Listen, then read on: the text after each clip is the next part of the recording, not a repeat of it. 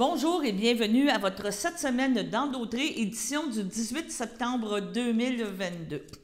Nous avons aujourd'hui à vous présenter des reportages, des capsules concernant plusieurs activités, plusieurs choses qui se sont passées dans la région. On ne peut passer sous silence la campagne électorale et CTRB a assisté à deux débats. Un premier débat qui a été présenté par la Chambre de commerce Berthier-Dautré qui s'est tenu ici à la boîte à start-up et qui a mis sur la sellette les 4 candidats principaux. On parle d'Amélie Drainville pour Québec solidaire, de Caroline Proulx pour la CAQ, de M. Benoît Primeau pour le Parti conservateur et Mme Julie Boucher pour le Parti québécois. Ce débat a permis à les participants de rencontrer, de faire plus connaissance avec les candidats, de présenter aussi les positions tant en économie qu'en santé. On parle d'éducation, on parle d'environnement, donc plein de sujets qui ont été traités par les candidats dans des échanges parfois très intéressants à plusieurs sujets. Il y a eu aussi la question CTRB, donc nous allons vous présenter aujourd'hui les discours de conclusion de chacun des candidats ainsi que la question que CTRB a posée aux candidats. Donc, une question dont le sujet est vraiment pour eux autres directement. Ils n'ont pas de préparation vraiment directe pour cette question. Oui, ils ont des préparations, mais ils ne savent pas qu'est-ce que CTRB va poser comme question. Et notre objectif est de présenter aussi une question qui touche vraiment localement les gens du comté. Nous avons aussi une conférence de presse avec Amélie Drainville qui nous a parlé d'agriculture. Bref, on vous parle encore d'élections pour cette période. On rappelle que les élections auront lieu le 3 octobre prochain. D'autres activités aussi sont présentées. Le CABA qui a débuté sa campagne de financement. Vous avez aussi l'ouverture de la halte routière à la Velleterie, donc avec vraiment une belle présentation de la part de Tourisme à l'Audière.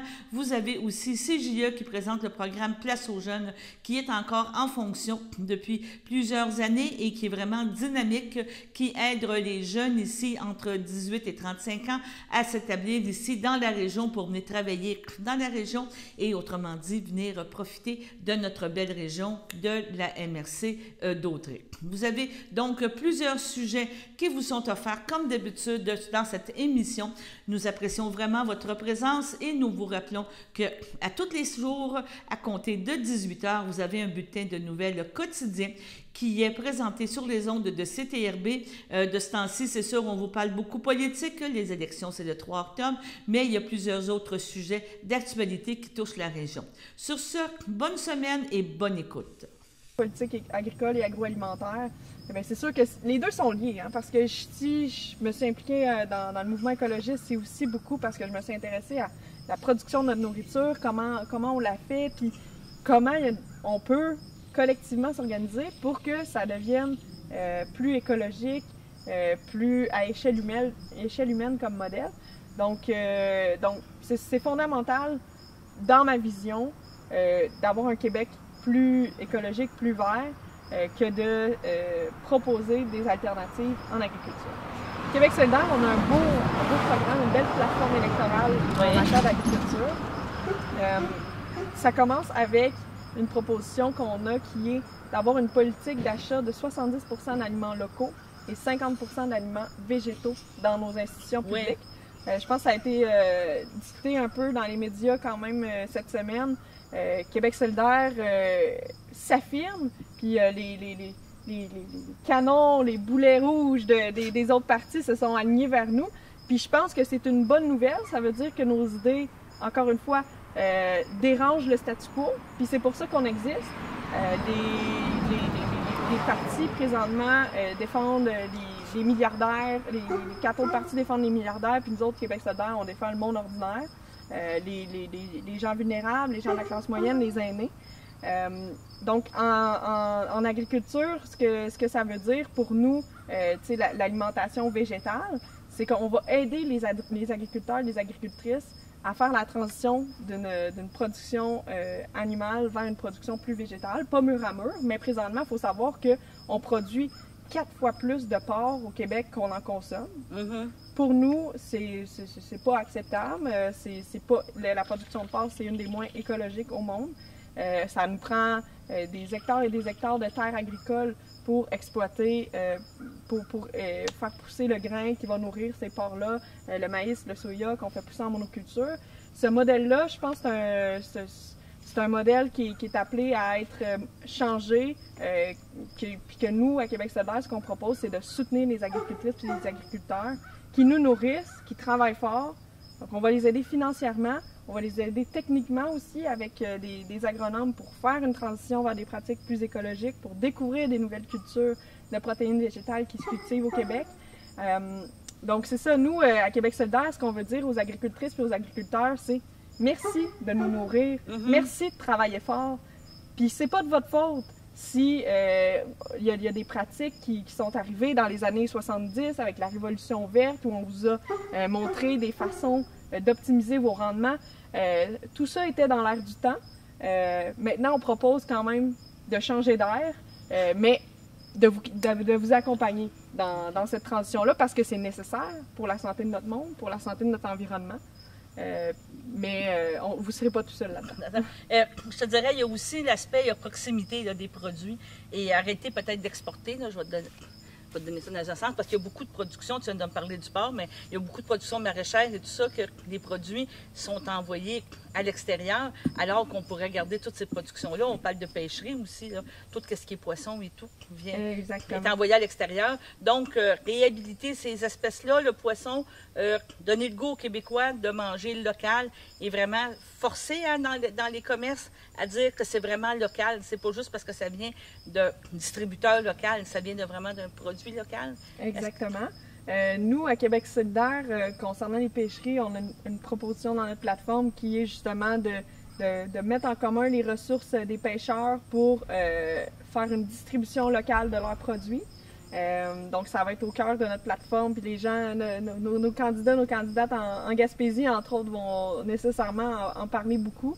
Puis sinon, ben c'est ça. Nous, notre objectif, c'est de viser une souveraineté puis une autonomie alimentaire.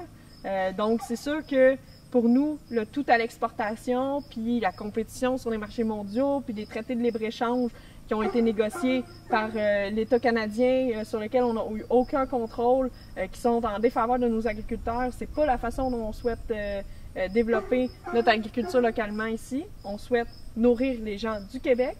Donc, pour ce faire, on va, par exemple, encadrer le morcellement des terres agricoles pour que les nouveaux petits producteurs soient capables d'aller s'installer sur une terre et bâtir leur maison, que ce soit un petit lopin qui est assez grand pour leurs besoins, qui puisse nourrir les gens de leur communauté.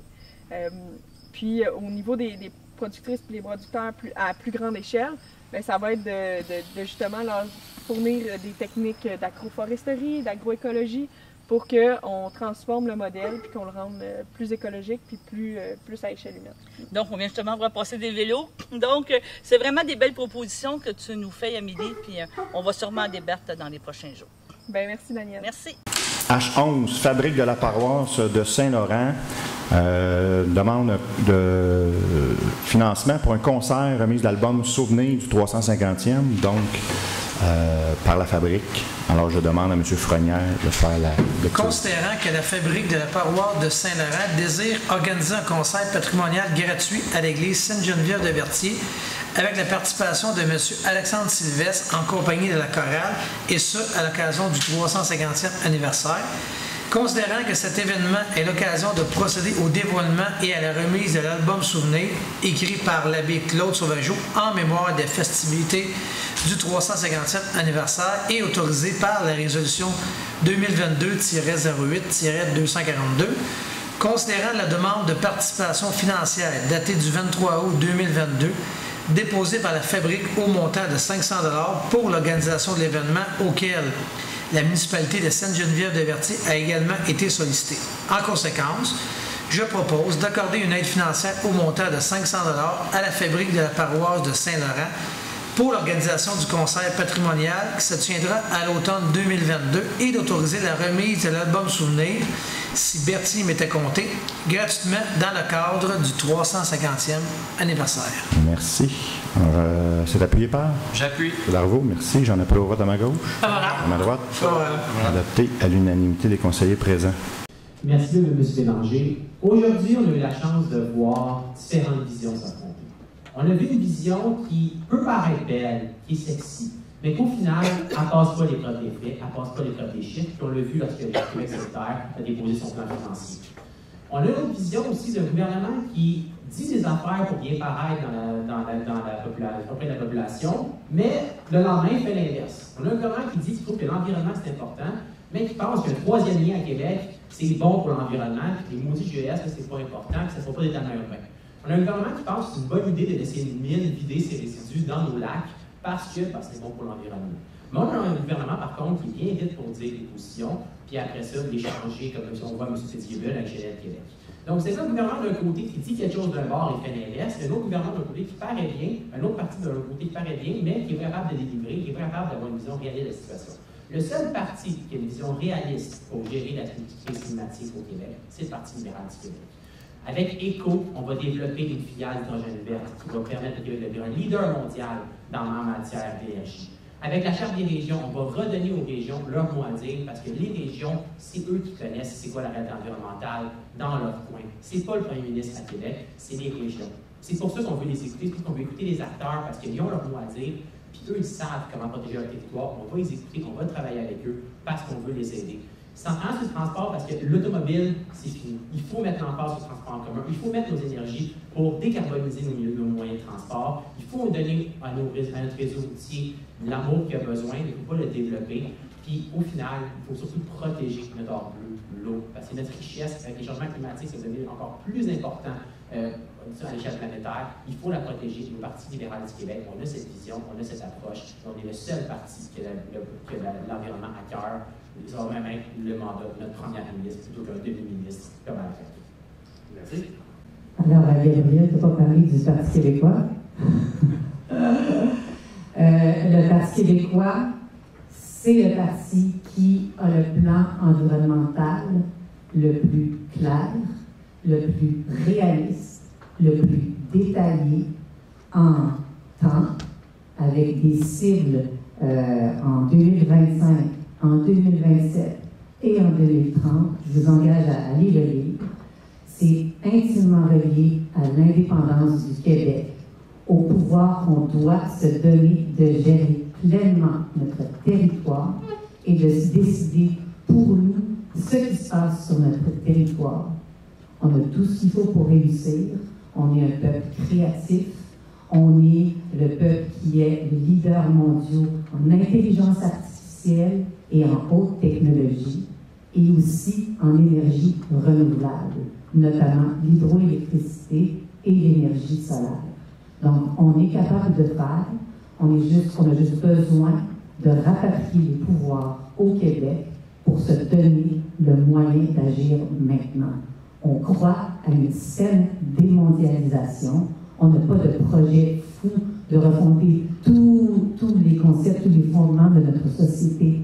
On veut bâtir sur ce qu'on a déjà, sur les compétences qu'on a déjà chez les gens de chez nous.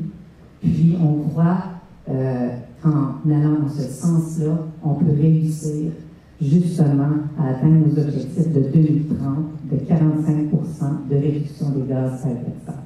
Alors, merci. Alors, merci Amélie, Geneviève et Gabriel pour vos échanges ce soir. Vous savez, un gouvernement de la CAQ en matière de changement climatique, c'est un gouvernement qui est leader en économie verte. Et on considère que dans les 4 dernières années, on a fait plus en environnement que dans les 15 dernières années des autres partis qui étaient au pouvoir avant nous. On a plusieurs engagements sur notre plateforme électorale, je vous invite à les lire. Mais vous savez, nous autres, on veut poursuivre la mise en œuvre du plan pour une économie verte pour réduire nos GES et atteindre nos cibles de 2030 et ainsi les cibles de carboneutralité en 2050. On veut développer la filière de transport électrique individuel et collectif, et ça, de la fabrication des batteries jusqu'à leur recyclage. Donc, on a un circuit complet. On veut développer de nouveaux réseaux de production d'énergie renouvelable, que ce soit de l'éolien, des biocarburants, de la bioénergie, de la géothermie, l'hydrogène. On veut développer dans toutes ces filières-là. On veut accélérer le déploiement des bornes de recharge électrique sur nos routes, autant les bornes de recharge rapide que les bornes de recharge de type 2. On veut aussi créer un fonds bleu qui est dédié à la protection de nos lacs, nos rivières et les autres cours d'eau, un fonds de 650 millions de dollars.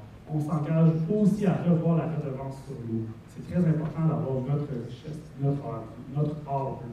On veut investir pour protéger l'érosion des berges. On veut améliorer l'accès à la nature par l'agrandissement et la création de nouveaux parcs nationaux, des nouvelles réserves fauniques. On l'a vu avec la pandémie, les Québécois ils sont friands des réseaux de la CEPAC. On veut étendre ces réseaux-là à la grandeur du Québec. On veut aussi avoir plus de verdissement pour nos villes. On a le projet Oasis, justement, que je n'ai pas parlé tout à l'heure, mais ça fait partie du plan.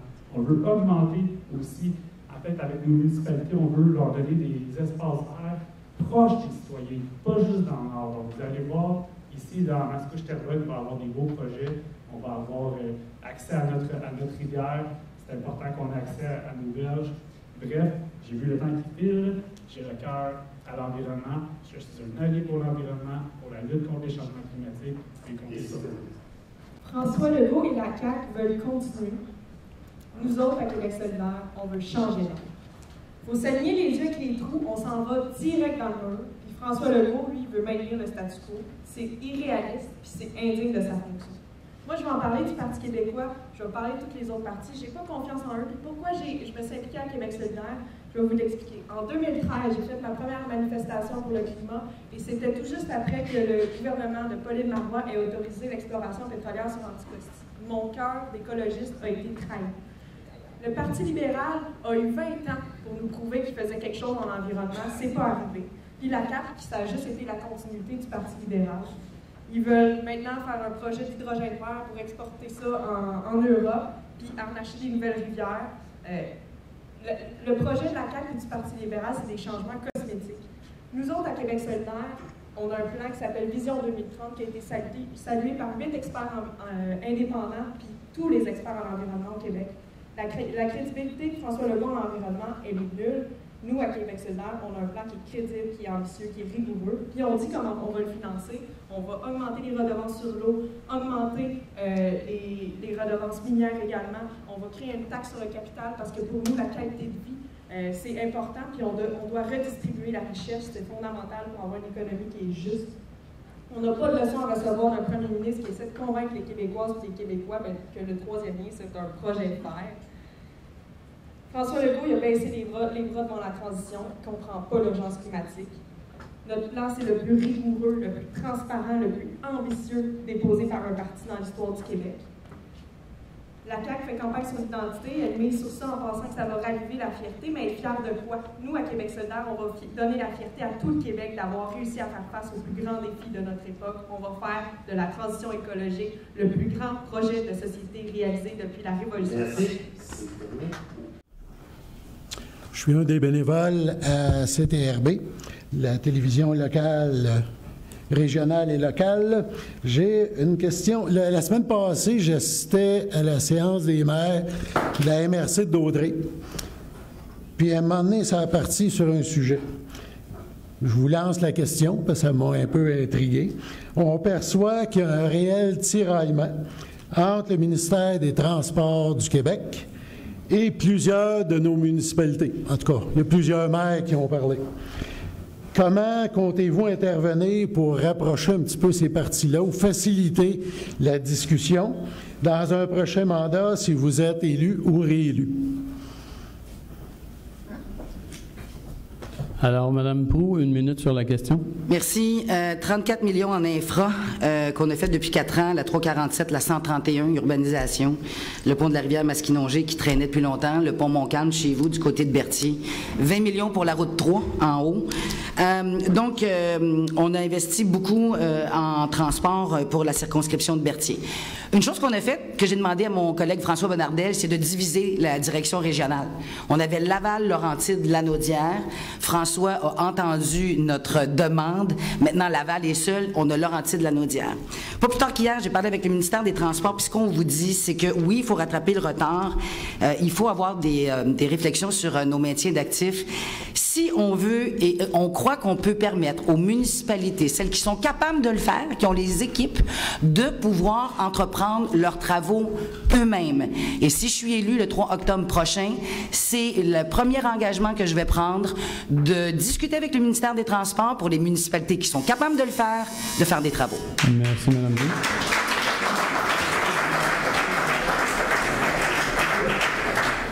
Madame Drainville, sur la même question, 1 minute. Bien, une chance que Mme Proulx dit qu'elle va autoriser les municipalités à faire les travaux eux-mêmes, parce qu'il y a des élus qui me disent sur le terrain qui sont déjà rendus là à faire les travaux eux-mêmes. Donc, on va juste normaliser ce qui existe déjà. Donc, du côté des travaux routiers, je suis préoccupée de la même chose. Il y a eu de l'asphaltage qui s'est fait récemment dans Dautré, puis l'accotement n'a même pas été fait, alors que ça fait des années qu'on a besoin de pistes cyclables qui ont du bon sens pour le monde d'ici. Comment ça se fait que le ministère des Transports, quand ils font une route, ils asphaltent, la chaussée n'est pas faite pour que les cyclistes puissent circuler? Ça n'a pas de bon sens. Comment ça se fait qu'on a une ministre du Tourisme ici qui ne s'est pas occupée des pistes cyclables? Les gens à Saint-Norbert, à Saint-Damien, à Saint-Ignace m'ont dit que dans leur cœur villageois, ils voulaient avoir des traverses piétonnes pour que les aînés puissent traverser sans être trop préoccupés. Il ne s'est rien passé. Il y avait de la pression à faire sur le MTQ, puis jamais ça a été fait. Il y a des ponts qui sont vétustes également entre Berthierville et Saint-Ignace. Ces ponts-là sont en train de s'effondrer sur eux-mêmes, puis il ne se passe rien. Merci, Mme Drainville.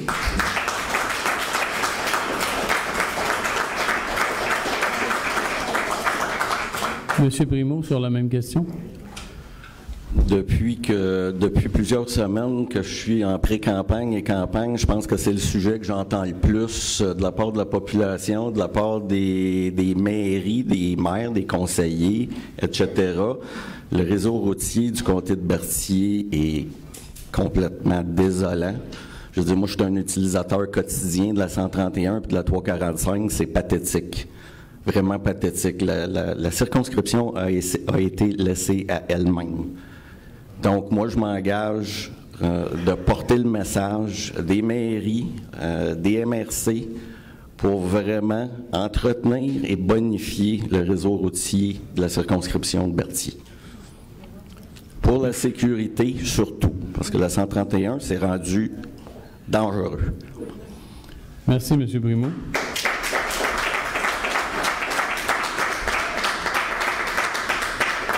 Madame Boucher, 1 minute sur le même sujet. Oui.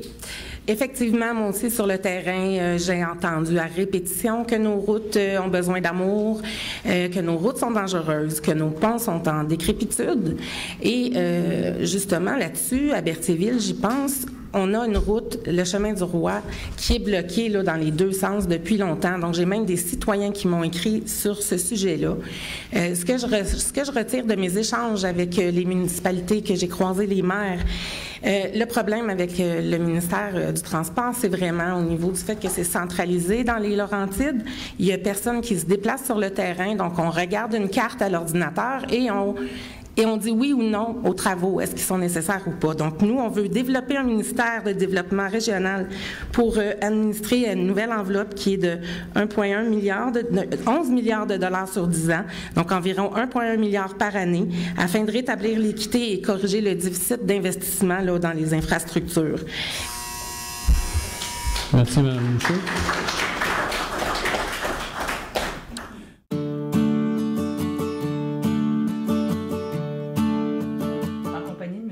Christian Goulet, maire de Lavaltrie, et M. Denis Archambault, propriétaire de la Galerie Archambault à Lavaltrie. Bonjour à vous deux. Merci de nous recevoir à la Galerie Archambault. Je vais juste faire un petit aparté pour commencer. On a fait exprès de mettre justement une œuvre qui parle de la chasse-galerie qu'on a laissée à Lavaltrie. C'est de quel artiste, M. Archambault? Ça, c'est Patricia Belrose qui a fait ça. Donc, c'est quelqu'un local, là. C'est quelqu'un qui vient de la région aussi. Elle demeurait à Joliette. Maintenant, elle demeure dans la Gatineau.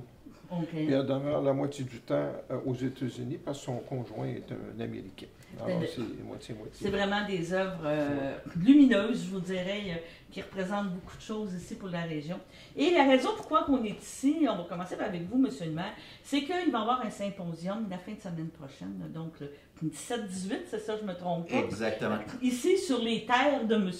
Archambault, on pourrait dire, on vient de voir un petit peu le plan, là, dans sa cour en arrière et tout. C'est le symposium du 350e. Donc, la ville de Lavaltrie est en effervescence pour son 350e anniversaire de fondation. Pouvez-vous nous parler un petit peu, M. Goulet, de l'idée qui vient vers ça? Qu'est-ce qui vous a amené à vous associer avec M. Archambault? Oh, ben l'idée de s'associer avec M. Archambault, principalement, c'était du rendre hommage. M. Archambault fête 45 ans d'anniversaire de sa galerie. Donc, on voulait vraiment y rendre hommage, surtout qu'un symposium, c'est des artistes, la culture. Puis on trouvait ça super important aussi de fêter nos 350 ans d'histoire et de le faire avec M. Archambault, c'était vraiment super important, surtout que là, on va inaugurer la place du 350e, qui est le legs qu'on fait, puis qui va perdurer dans le temps. Donc, la Galerie Archambault qui se retrouve à côté de notre place du 350e. Puis le site de la Galerie Archambault, c'est vraiment un site vraiment merveilleux et incroyable pour faire un symposium. C'est ça.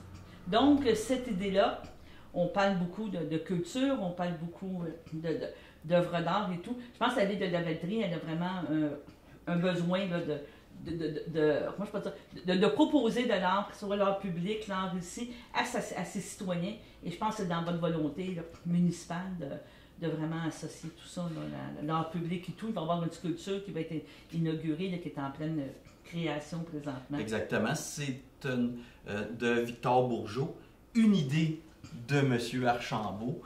Également, il y a le canot volant de Stéphane Pont, qui est un artiste super reconnu.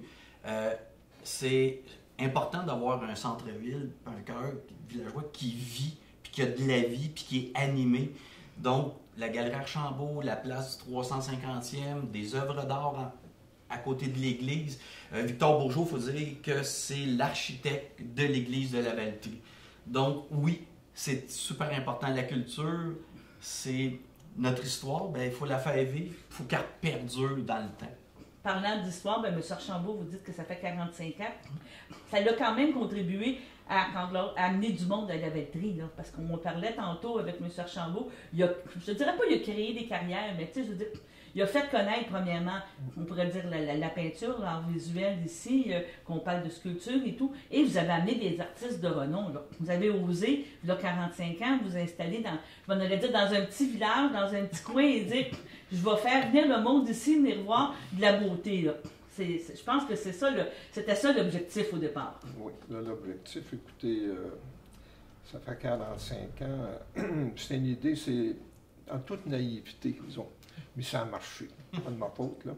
Ouais. Et puis, j'ai profité des années folles, là, on faisait des expositions, le monde attendait en ligne à la porte, c'était incroyable, disons. Quand je parle des années folles, les années 80, c'était incroyable, l'engouement des gens pour les œuvres d'art. C'était la découverte pour plusieurs personnes de cet art-là, de ces artistes-là. Là. Oui, et puis depuis le début, on est rendu à 199 expositions. À chaque fois, ça veut dire de la publicité dans des revues spécialisées. Environ 2 à 3 000 invitations chaque fois. Alors, c'est plein de monde qui viennent ici, puis qui dépensent dans un restaurant un peu partout. Exactement. Puis c'est ça, c'est ça. Je pense que les restaurants ne sont pas fâchés de ça. Non, mais c'est important. Mais qu'est-ce que je veux dire, c'est que vous avez fait découvrir des choses aussi. Là. Moi, je veux dire, ça fait, comme vous dites, ça fait déjà au-dessus de 40 ans qu'on se connaît par personne, à cause de beaucoup de choses. Mais tu sais, je pense à Tex Locan, je pense à plein d'artistes qui viennent ici exposer, probablement parce qu'ils vous font confiance, que vous avez cru en eux, mais qu'aujourd'hui, tantôt, vous me parliez qu'il y avait une toile qui s'en allait en Tunisie, qui s'en allait quelque part. Donc, vous avez contribué à l'essor de ces personnes-là, oui, à l'appréciation. Parce qu'aujourd'hui, on parlait tantôt peut-être d'investissement, mais comme on a dit tantôt, le premier goût, il faut acheter parce qu'on aime. C'est ça qui est important. Ah oui, définitivement. Il faut acheter un tableau parce qu'on l'aime. Il y en a d'autres qui pensent uniquement à l'investissement, là. Mais je pense que ce qui est le plus important, le tableau, il va être sur le mur chez vous. Et puis, si vous ne l'aimez pas, moi, je me dis, en affaire, vous avez des problèmes. Moi, ça va devenir agaçant, là. Ouais. Mais l'artiste le plus célèbre qui a exposé aussi, j'ai fait un vernissage le Riopel, le grand Riopel qui est connu à travers le monde. Il y a des tableaux qui valent 8-9 millions.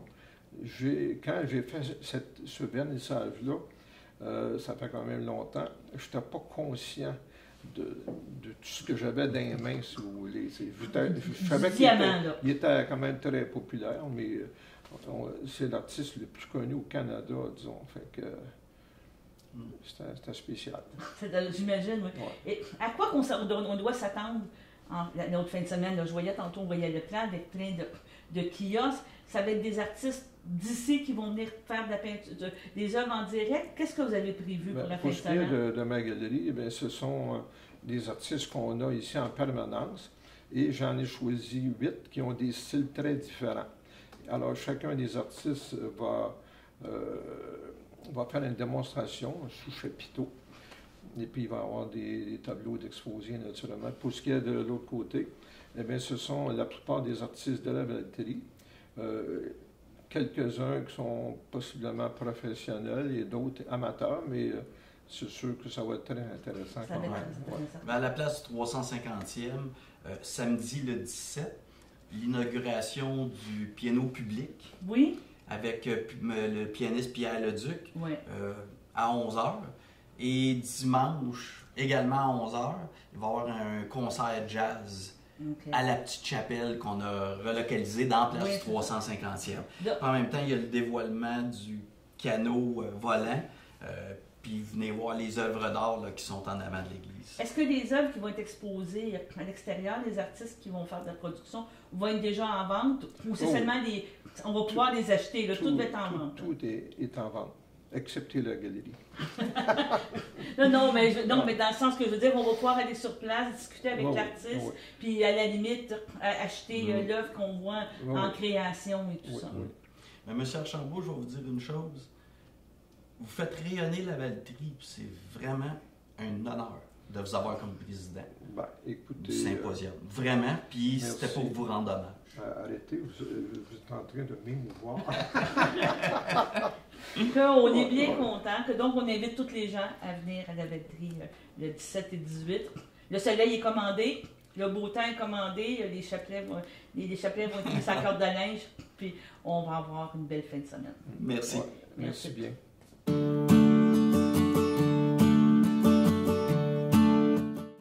Je demanderai donc à Marie et Inès, si vous voulez vous joindre à moi.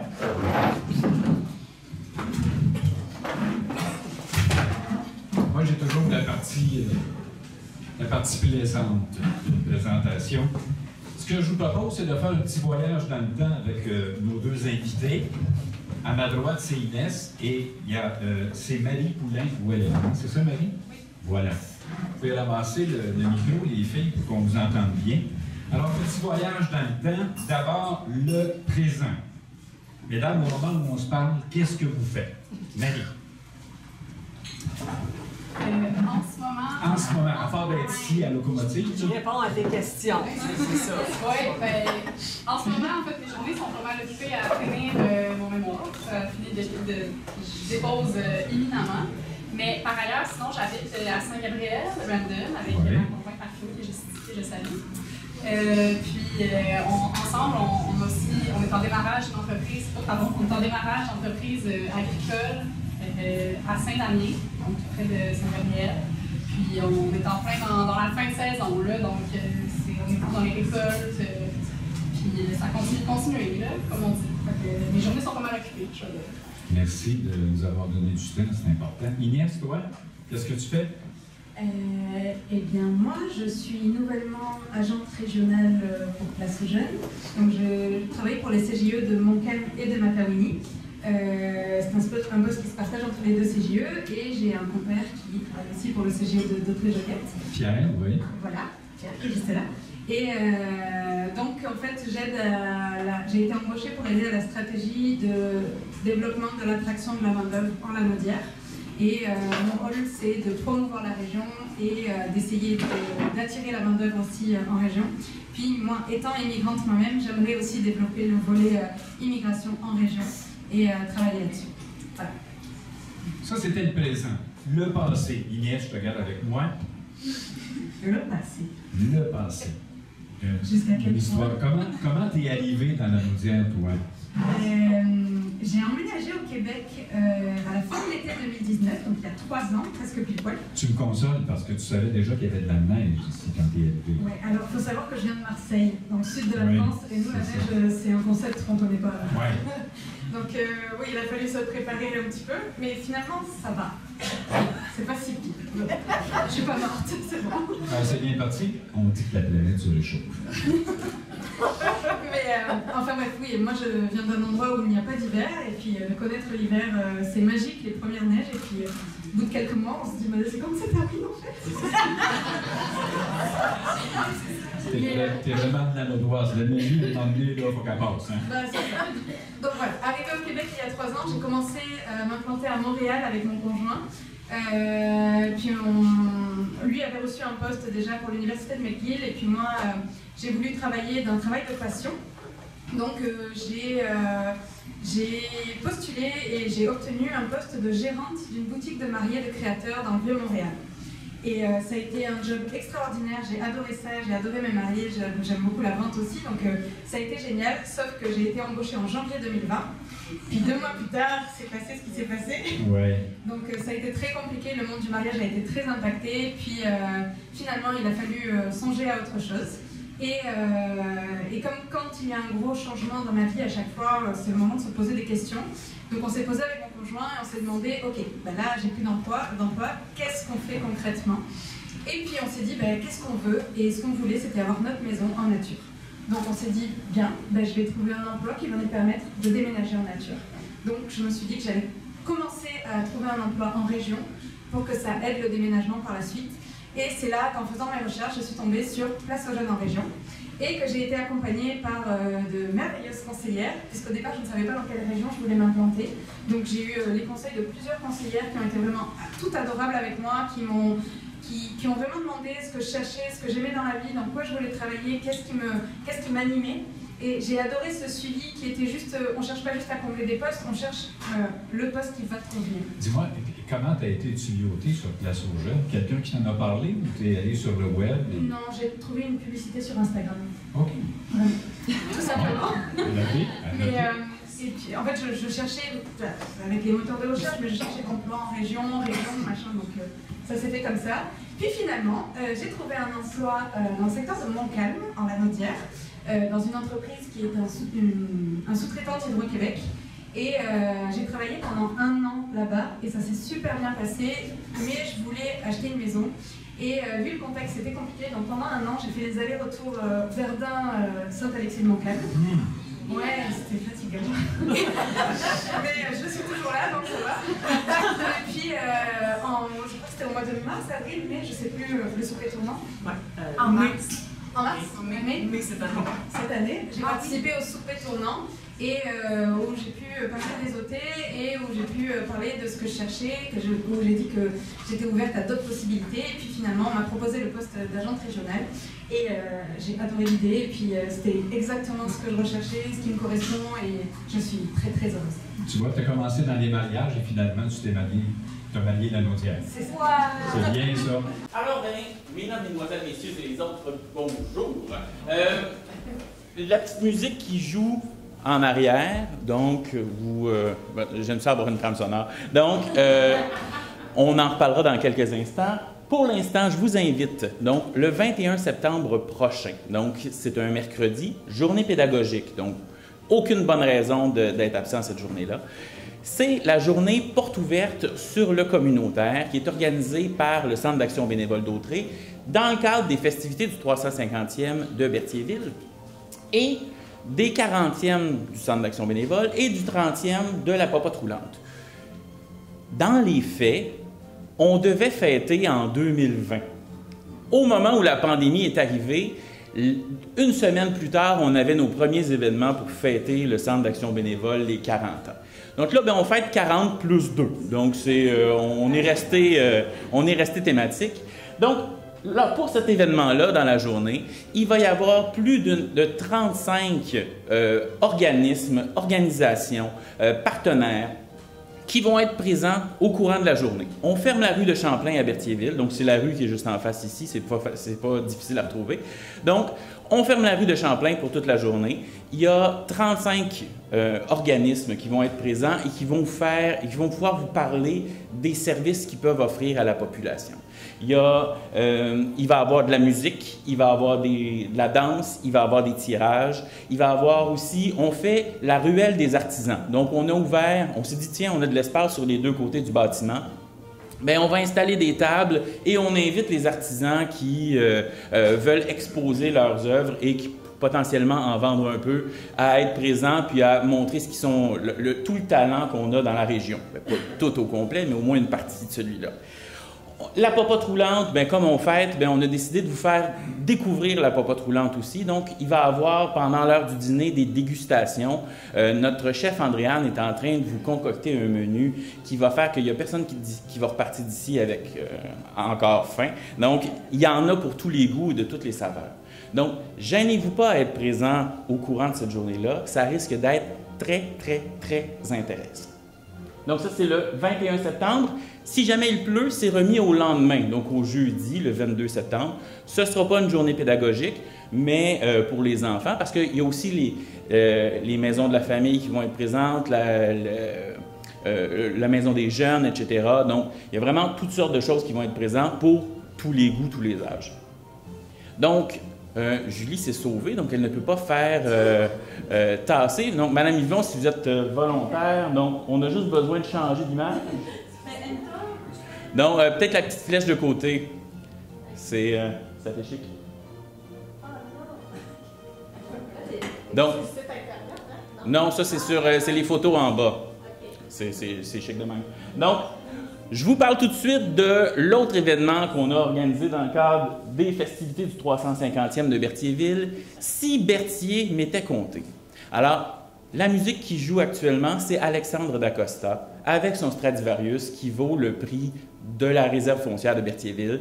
Donc, j'exagère un peu. Mais, donc, Alexandre Dacosta qui vient dans l'église de Berthierville, l'église Sainte-Geneviève, présenter un concert gratuit. Donc, on y tenait à ce que le concert soit gratuit. Il va être accompagné d'un quatuor à cordes de haute voltige qui vont présenter des pièces de musique qui vont faire voyager les gens présents à travers le temps, depuis la fondation de Berthierville jusqu'aux époques contemporaines.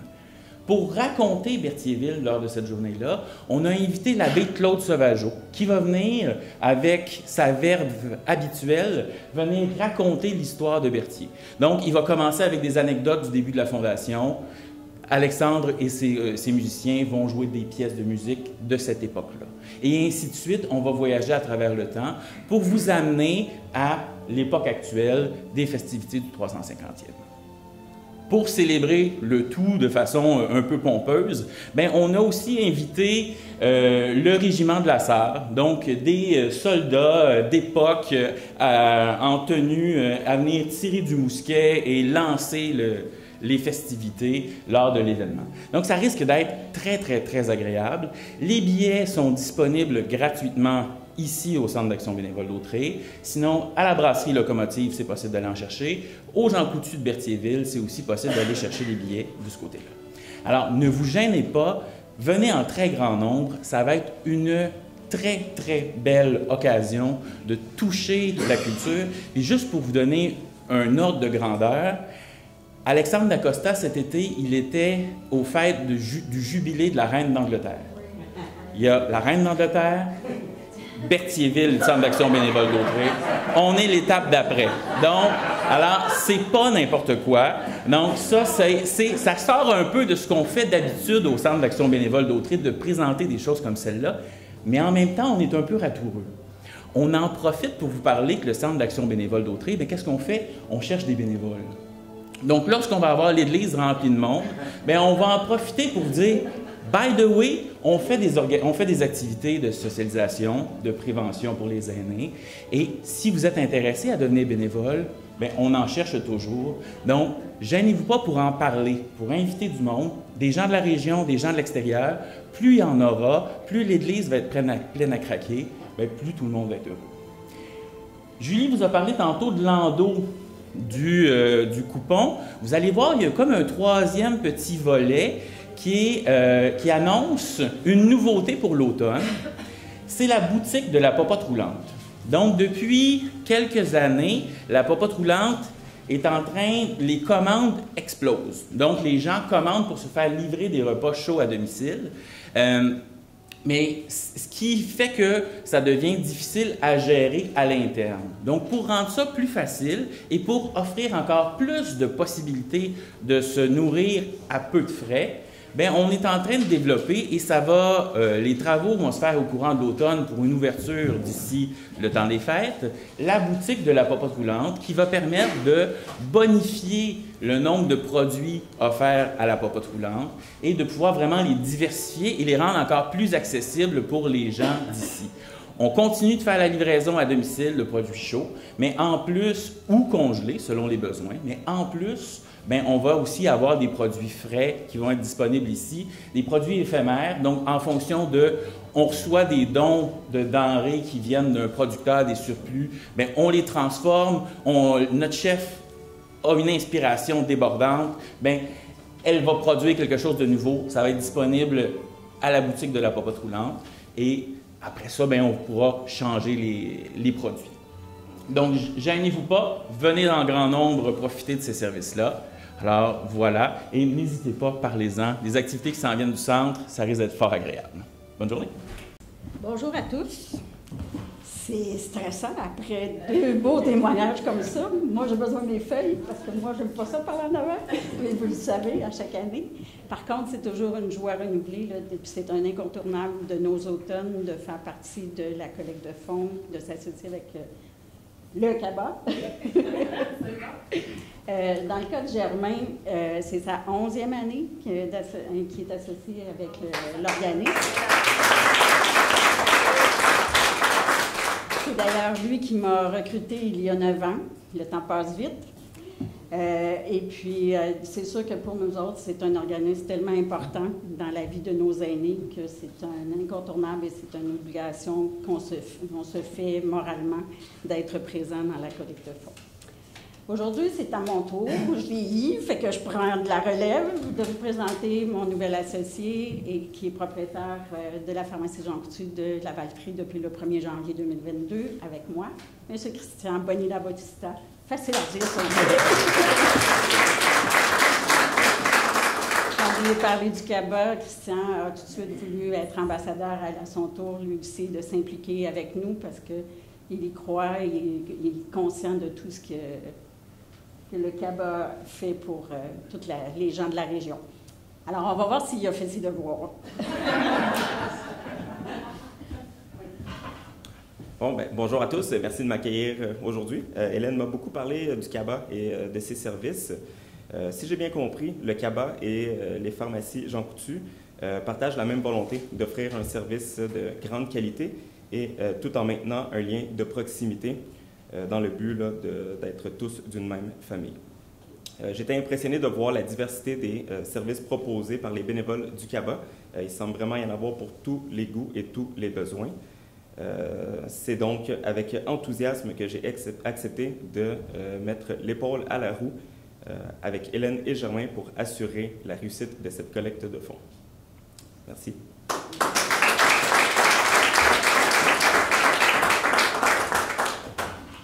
J'ai ça, les chevalets, j'ai l'impression que je vais me mettre à chanter. Et vous allez tous fuir, donc c'est peut-être pas une bonne idée. Alors, c'est ça, pas tout de suite, on va attendre à la fin. Merci d'être ici ce matin. On est très heureux, Hélène et moi et Christian, d'être en présence encore avec vous. C'est l'automne, c'est le temps des récoltes. On attend des récoltes grâce à vous. Vous le savez, au Jean Coutu, vous donnez 1 $, on donne 1 $. Donc, vous donnez 10 $, on donne 10 $. Les besoins sont là, on a besoin de vous. Donc, on donne jusqu'à 5 000 $ par succursale. C'est gratuit, c'est donné. Puis d'habitude, ça rentre au poste. Donc, j'attends que la même chose cette année, les récoltes soient fructueuses parce qu'on a des besoins. Nos équipes sont prêtes. On connaît la générosité des gens d'Autrey. Aidez-nous à épauler ceux qui nous aident, tant des gens d'ici. Merci à tous. Bon, ben merci, Julie. Bonjour à vous tous. Une fois de plus, mais moi je me sens encore vraiment privilégié de pouvoir compter sur une aussi belle brochette de partenaires, collaborateurs d'exception. Comme vous avez pu le constater, le CABA est fort bien entouré pour le lancement de notre collecte de fonds.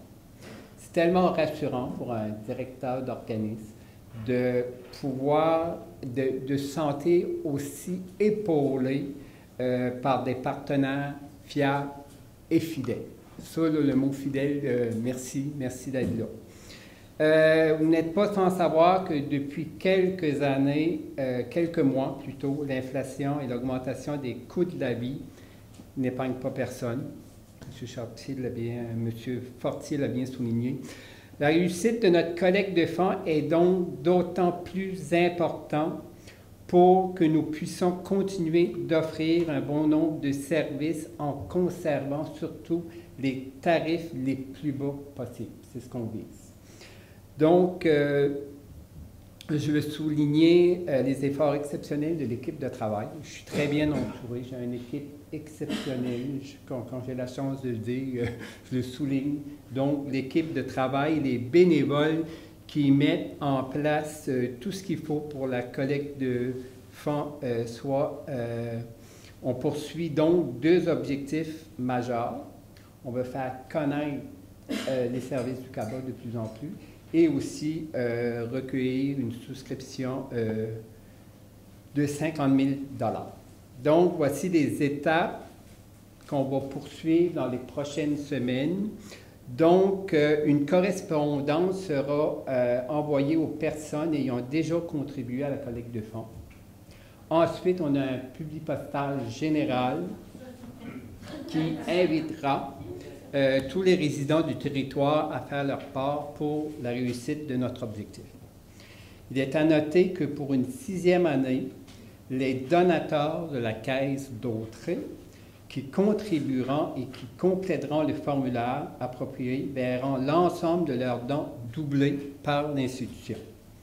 Nos ambassadeurs, donc nos fidèles partenaires, invitent également les gens à venir déposer leurs dons dans leur succursale, puisqu'ils doubleront aussi le total des dons reçus en magasin. Il est donc possible qu'un don soit triplé s'il est fait par un membre de la Caisse et déposé chez un partenaire entre le 15 septembre et le 15 novembre.